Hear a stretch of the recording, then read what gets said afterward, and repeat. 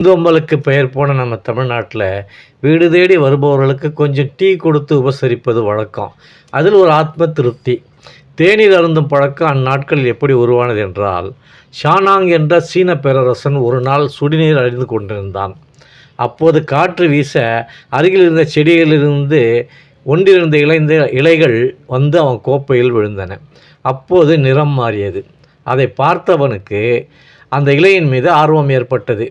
நிறம் மாறிய நீரை ஒரு மிடறு அருந்தினான். அதன் வாசனையும் ருசியும் அவனுக்கு உற்சாகமூட்டின.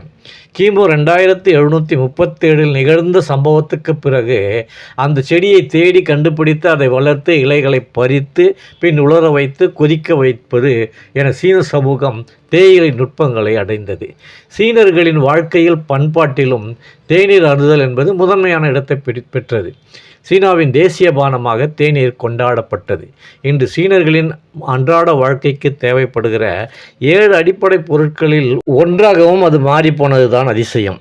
தேநீரின் ருசியும் வாசனையும் சீனாவிலிருந்து மெல்ல மெல்ல உலகமெங்கும் பரவினது என்று நான் ஒரு பதிவில் வாசித்தேன்.